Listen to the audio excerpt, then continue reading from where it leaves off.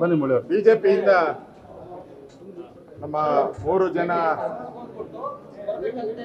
ಅಭ್ಯರ್ಥಿಗಳನ್ನ ಇವತ್ತು ನಾಮಿನೇಷನ್ ಅನ್ನು ಮಾಡಿದ್ದೀನಿ. ನಮ್ಮ ರಾಜ್ಯದ ಅಧ್ಯಕ್ಷರು ವಿಜಯೇಂದ್ರ ಅವರು, ಸದಾನಂದ ಗೌಡರು, ಎಲ್ಲ ನಾಯಕರುಗಳೆಲ್ಲ ಇದ್ದಾರೆ.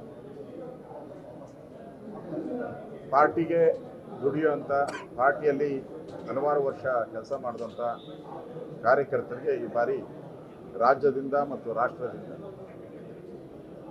ಈ ಒಂದು ಅಭ್ಯರ್ಥಿಗಳನ್ನು ಆಯ್ಕೆಯನ್ನು ಮಾಡಿದ್ದೀರಿ. ಪಕ್ಷದಲ್ಲಿ ಇನ್ನಷ್ಟು ಗಟ್ಟಿಯಾಗಿ ಹೋರಾಟ ಮಾಡುವಂಥ ದೃಷ್ಟಿಯಿಂದ ವಿಧಾನ ಪರಿಷತ್ತಲ್ಲಿ ನಮ್ಮ ಧ್ವನಿ ಇನ್ನೂ ಹೆಚ್ಚಾಗಬೇಕು. ಆ ದೃಷ್ಟಿಯಿಂದ ಈ ಎಲ್ಲ ಅಭ್ಯರ್ಥಿಗಳನ್ನು 3 ಜನ ಅಭ್ಯರ್ಥಿಗಳು ಆಯ್ಕೆ ಆಗಬೇಕು ಅನ್ನೋ ದೃಷ್ಟಿಯಿಂದ ನಾವು ಮಾಡಿದ್ದೀವಿ.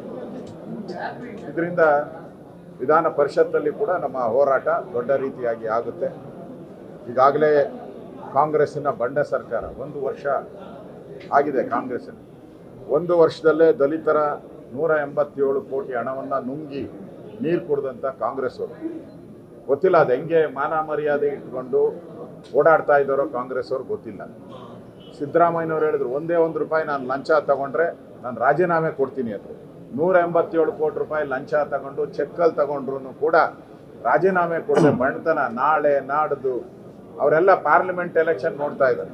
ಮತ್ತೆ ಮೋದಿ ಪ್ರಧಾನಮಂತ್ರಿ ಆಗ್ತಾರೆ, ಆಮೇಲೆ ತೀರ್ಮಾನ ತೆಗೆದುಕೊಳ್ಳೋಣ ಅನ್ನೋ ಒಂದು ಉದ್ದೇಶ ಇಟ್ಕೊಂಡು ಮಾಡ್ತಾ ಇದ್ದಾರೆ. ರಾಜ್ಯದ ಜನ ಈ ಕಾಂಗ್ರೆಸ್ ಅವರ ಲೂಟಿಕೋರರ ಬಂಡವಾಳ ಬಯಲಾಗೋಕ್ಕೆ ಈಗಾಗಲೇ ನಾವು ನಮ್ಮ ಪಾರ್ಟಿಯಲ್ಲಿ ಮಾತುಕತೆ ಆಗಿದೆ. ಯಾವ್ಯಾವ ಹಂತದಲ್ಲಿ ಹೇಗೆ ಹೋರಾಟ ಮಾಡಬೇಕು. ಇದು ಏನು ಒಂದು ದಿನ ಹೋರಾಟಕ್ಕೆ ಇವರೇನು ಬಗ್ಗಲ್ಲ. ಕಾಂಗ್ರೆಸ್ ಅವರು ಕದೀಮ್ರಿದ್ದಾರೆ, ಕಳ್ಳರಿದ್ದಾರೆ. ಅದಕ್ಕೆ ಒಂದು ಅವರ ರಾಜೀನಾಮೆ ಪಡೆಯೋವರೆಗೂ ನಮ್ಮ ಹೋರಾಟ ಇರಬೇಕು ಅನ್ನೋ ದೃಷ್ಟಿಯಿಂದ ನೆನ್ನೆನೂ ಕೂಡ ನಾನು ರಾಜ್ಯ ಅಧ್ಯಕ್ಷರ ಜೊತೆ ಮಾತಾಡಿದ್ದೀನಿ. ಗವರ್ನರ್ನ ಭೇಟಿ ಮಾಡುವಂಥದ್ದು ಇರ್ಬೋದು, MLAಗಳೆಲ್ಲ ಗಾಂಧಿ ಸ್ಟ್ಯಾಚ್ಯೂ ಹತ್ರ ಹೋರಾಟ ಮಾಡುವಂಥದ್ದು, ಇಡೀ ರಾಜ್ಯದ ಜಿಲ್ಲೆಗಳಲ್ಲೂ ಹೋರಾಟ ಮಾಡುವಂಥದ್ದಕ್ಕೆ ನಾವೆಲ್ಲ ಕೂತು ಚರ್ಚೆ ಮಾಡಿದ್ದೀರಿ. ಒಟ್ಟಾರೆ ಅವರ ತಲೆದಂಡ ಆಗೋವರೆಗೂ, ಫಸ್ಟ್ ವಿಕೆಟ್ ಬೀಳೋವರೆಗೂ ಯಾವುದೇ ಕಾರಣಕ್ಕೂ ಯಾವುದೇ ಒತ್ತಡ ಏನೇ ಬಂದರೂ ಯಾರು ಕೇರ್ ಮಾಡದೆ ಆ ತಲೆದಂಡ ಮಾಡುವಂಥದ್ದಕ್ಕೆ ನಮ್ಮ BJP ಹೋರಾಟವನ್ನು ನಾವು ಮಾಡ್ತೀರಿ. ಇವತ್ತು 3 ಜನ ನಮ್ಮ ಅಭ್ಯರ್ಥಿಗೆ ಶುಭಾಶಯ ಕೊಡ್ತೀನಿ. 3 ಜನ ಗೆದ್ದು BJPಗೆ ಒಳ್ಳೆಯ ಹೆಸರನ್ನು ತರುವಂಥ ಕೆಲಸಗಳನ್ನು ನಮ್ಮೆಲ್ಲ ಸ್ನೇಹಿತರು ಮಾಡ್ತಾರೆ. ಆ ದಿಕ್ಕಿನಲ್ಲಿ ಅವರಿಗೆ ಶುಭಾಶಯಗಳನ್ನು ಕೊಡ್ತಾ ಇದ್ದೀನಿ.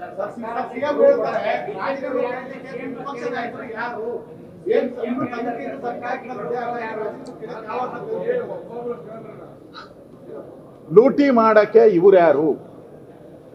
ಲೂಟಿ ಮಾಡಕ್ಕೆ ಸಿದ್ದರಾಮಯ್ಯ ಯಾರು ಅಂತ ನಾನು ಕೇಳ್ತಾ ಇದ್ದೀನಿ. ತನಿಖೆ ಏನ್ ಮಾಡ್ಬೇಕು? ತನಿಖೆ ಮಿನಿಸ್ಟ್ರಿ ಒಪ್ಕೊಂಡಿದ್ದಾನಲ್ಲ, ಲೂಟಿ ಆಗಿದೆ ಅಂತ ಒಪ್ಕೊಂಡಿದ್ದಾರೆ. ಅಧಿಕಾರಿ principal secretary Manjunath principal secretary ಪತ್ರ ಬರೆದಿದ್ದಾರೆ. ಲೂಟಿ ಆಗೋಔಟು ಆಂಧ್ರ ಗೋಡೌಟ್ ಇದೆ, ಅಲ್ಲಿ ಇಡ್ಕೊಳ್ಳಿ ಅಂತ ಹೇಳಿ ಪತ್ರ ಬರೆದಿದ್ದಾರೆ ಬ್ಯಾಂಕಿಗೆ. ಪ್ರಿನ್ಸಿಪಲ್ ಸೆಕ್ರೆಟರಿ ಲೆಟರ್ ಬರೆದಿದ್ದಾರೆ. ಲೂಟಿ ಮಂತ್ರಿ ಒಪ್ಕೊಂಡಿದ್ದಾರೆ ಲೂಟಿ ಆಗಿದೆ ಅಂತ. ಇನ್ನೇನು ಬೇಕು? ಹಂಗಾಯಿ ಒಂದಿಗೆ ಸಾಕ್ಷಿ ಬೇಕಾ? ನೋಡ್ರಿ, ಸಿದ್ದರಾಮಯ್ಯ ಅಂತ ಬಂಡ ಮುಖ್ಯಮಂತ್ರಿ ರಾಜ್ಯದಲ್ಲಿ ಯಾರು ಇರಕ್ಕೆ ಸಾಧ್ಯ ಇಲ್ಲ. ಒಬ್ಬ ಬಂಡ ಮುಖ್ಯಮಂತ್ರಿ. ಮಾನ ಮರ್ಯಾದೆ ಇದ್ದಿದ್ರೆ ಆಗಿದ್ದ ಇನ್ಸಿಡೆಂಟ್ ಇಮಿಡಿಯೇಟ್ ಆಗಿ ಕೊಡ್ಬೇಕಾಯ್ತು. ಈಶ್ವರಪ್ಪನವರು ಇದ್ದಾಗ ಏನು ಹೇಳಿದ್ರಿ?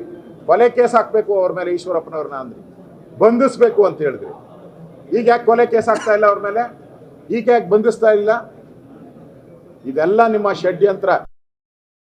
ನಾಗೇಂದ್ರ ಅದರಲ್ಲಿ ಅವನೊಂದು 10% ಇರ್ಬೋದು ಅಷ್ಟೇ. 187 ಕೋಟಿಯಲ್ಲಿ ನಾಗೇಂದ್ರಂದು 10% ಕಮಿಷನ್ ಅಷ್ಟೇ. ಇನ್ನು ಉಳಿದದ್ದು 90% ಎಲ್ಲರೂ ಅಲಿಬಾಬಾ ಈ 34 ಜನ ಕಳ್ಳರು ಹಂಚ್ಕೊಂಡಿದ್ದಾರೆ. ಇದು ಎಲ್ಲ ಪರ್ಸೆಂಟೇಜ್ 10% ಅಷ್ಟೇ ನಾಗೇಂದ್ರ. ಉಳಿದ 92% ಇಲ್ಲಿಂದ ಡೆಲ್ಲಿವರೆಗೂ, ಸೋನಿಯಾ ಗಾಂಧಿ ರಾಹುಲ್ ಗಾಂಧಿವರೆಗೂ ATM ಮುಖಾಂತರ ಹೋಗಿದೆ. ಇಲ್ಲಿಯೂ ಕರ್ನಾಟಕದಲ್ಲಿ ಕಾಂಗ್ರೆಸ್ ಸರ್ಕಾರ, ಹೈದರಾಬಾದಲ್ಲೂ ಕಾಂಗ್ರೆಸ್ ಸರ್ಕಾರ. ಬೇರೆ ಕಡೆ ಕಳಿಸ್ಬೋದಾಯ್ತಲ್ಲ. ಮಹಾರಾಷ್ಟ್ರಕ್ಕೆ ಯಾಕೆ ಕಳಿಸಿಲ್ಲ ಇವರು? ಯಾಕೆ ಕಳಿಸಿಲ್ಲ? ಕೇರಳಗೆ ಯಾಕೆ ಕಳಿಸಿಲ್ಲ? ಮಧ್ಯಪ್ರದೇಶಕ್ಕೆ ಯಾಕೆ ಕಳಿಸಿಲ್ಲ? ಇಲ್ಲೂ ಕಾಂಗ್ರೆಸ್ಸು, ಅಲ್ಲೂ ಕಾಂಗ್ರೆಸ್ಸು.